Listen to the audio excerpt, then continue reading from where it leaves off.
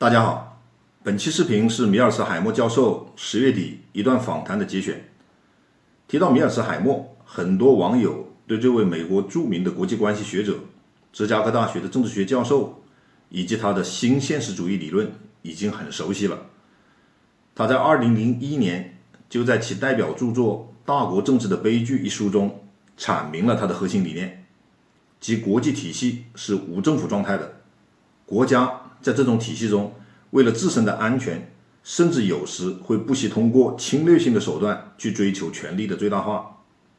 他认为，中国的崛起会不可避免地挑战美国的霸权，进而引发战略竞争，甚至可能导致战争。他建议美国应该采取措施遏制中国的崛起，防止其在东亚地区建立主导地位。说来也奇怪，一个口口声声把遏制中国挂在嘴边的美国学者，在中国却是吸粉无数。他自己在这段访谈中也说，我去过中国很多次，我喜欢去中国，我也喜欢中国人。实际上从思想层面来说，我在中国比在西方更有归属感，因为中国人基本上是现实主义者，中国人和我是一类人。对于中国人基本上是现实主义者，我觉得他说的也有一定道理。中国历史中的战略思想，比如《孙子兵法》和36计，就强调现实主义和务实性，知己知彼，百战不殆，以弱胜强等等这些理念，注重权力平衡、灵活策略以及对现实局势的精准把握，与现实主义的核心理念有共同之处。另外更重要的原因是，中国历史上多次经历分裂与统一，因此对国家安全和主权的重视非常强烈。这种基于历史经验的思维与现实主义的以国家生存为首要目标是比较契合的。当然，米尔斯海默的零和博弈思维以及不相信大国和平崛起，这个在中国有很多争议。理念不同，基本上两派的观点谁也说服不了谁。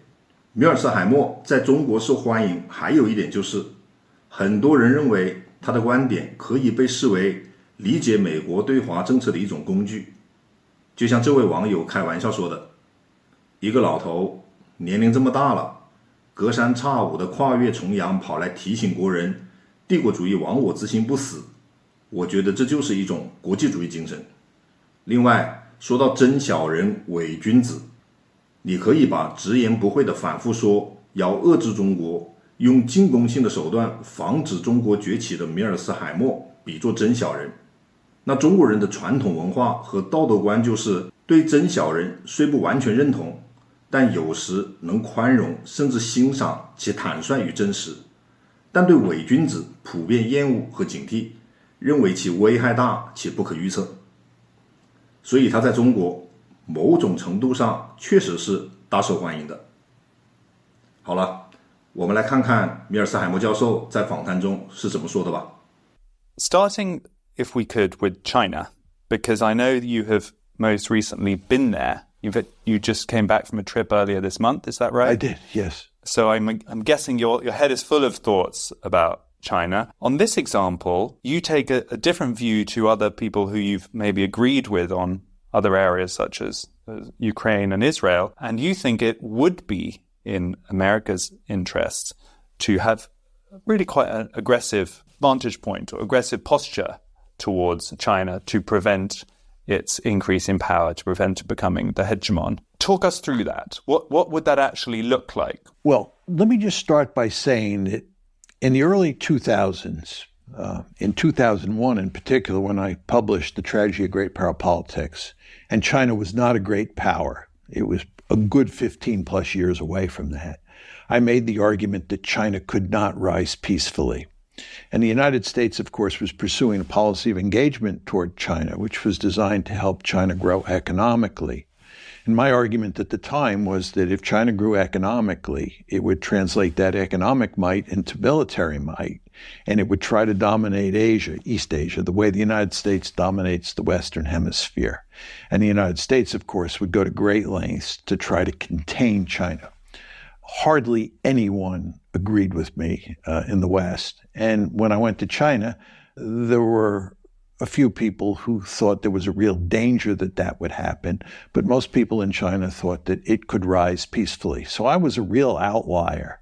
I think what's happened since then proves that I was basically right, that you were going to get an intense security competition once China began to grow economically. And again, it gets back to the basic logic that I laid out to you at the start of the show, which is to say that the best way to survive for China in the international system is to be especially powerful. And if you're weak, you suffer what the Chinese suffered between the late 1840s and late 1940s. They call it the century of national humiliation. You never want to be weak in international politics because the other great powers in the system will take advantage of you.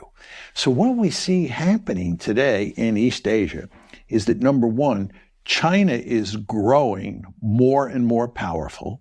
It's translating that economic might into military might. And it's beginning to talk about dominating Asia. Right? And not only dominating Asia, they're building a blue water navy to project power all over the world.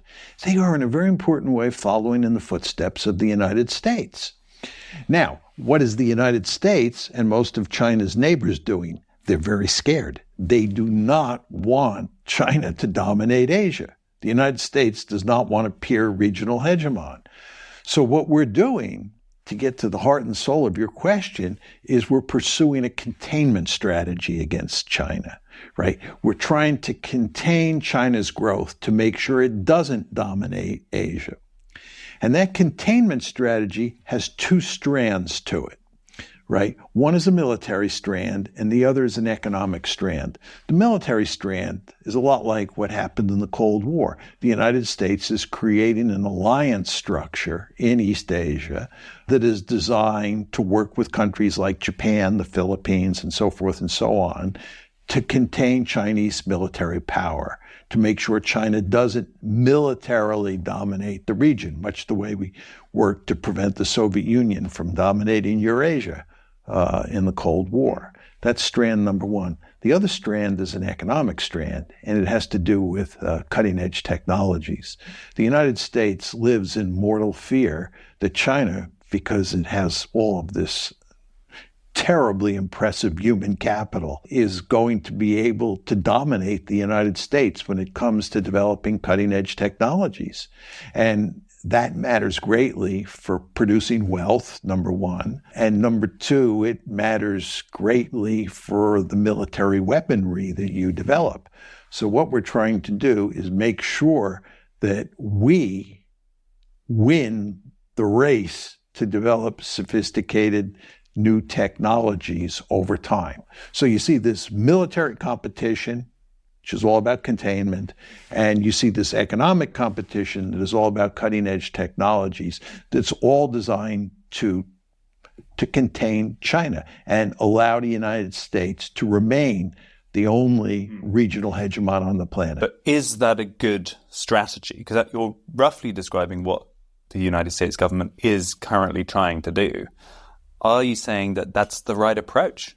Because there will be people watching who think this is more getting towards warmongering. This is all being driven by people who want big defense contracts and military spending and so on, and might be very worried about that and feel like we should be stepping back from competing in Asia and it's not even anywhere near us and we should leave it alone. But are you saying that's wrong and that the US should be pursuing this quite aggressive containment strategy?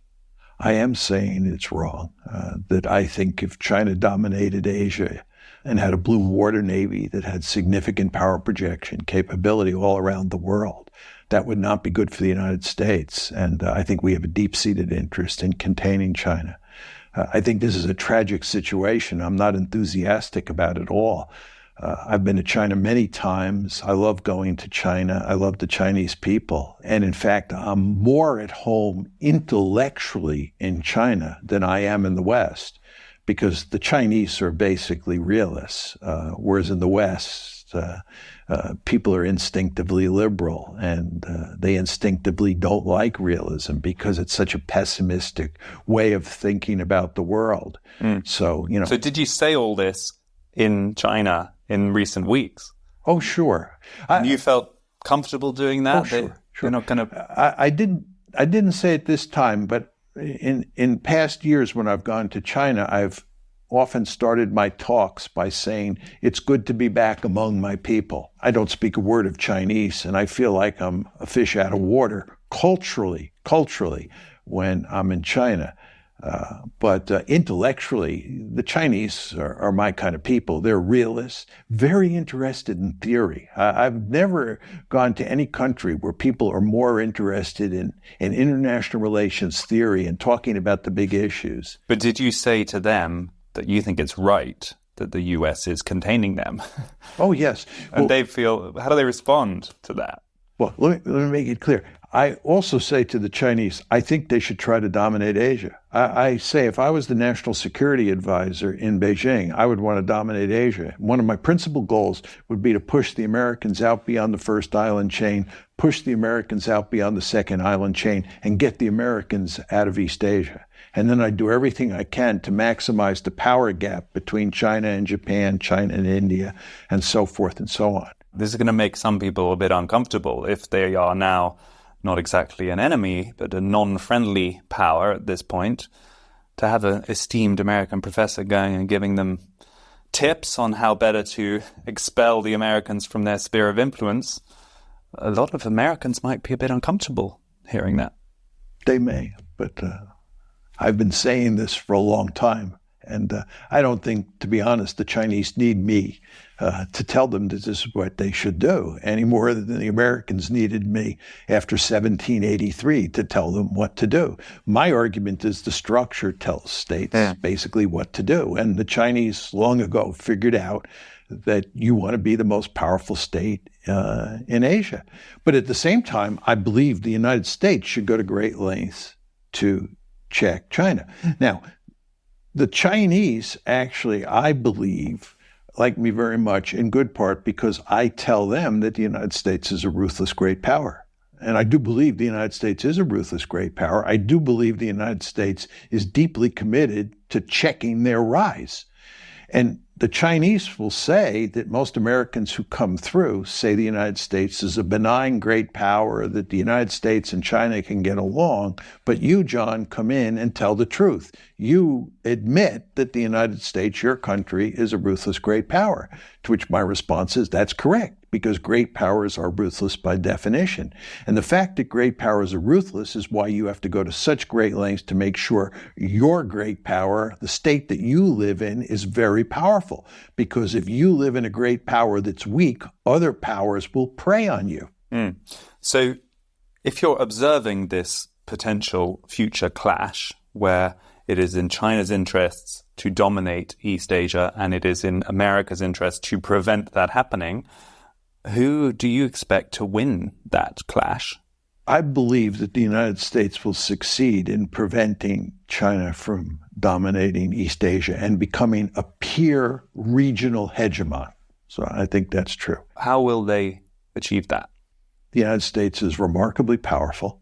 It has lots of nuclear weapons, and it has a good number of allies in East Asia who will help the United States in that endeavor.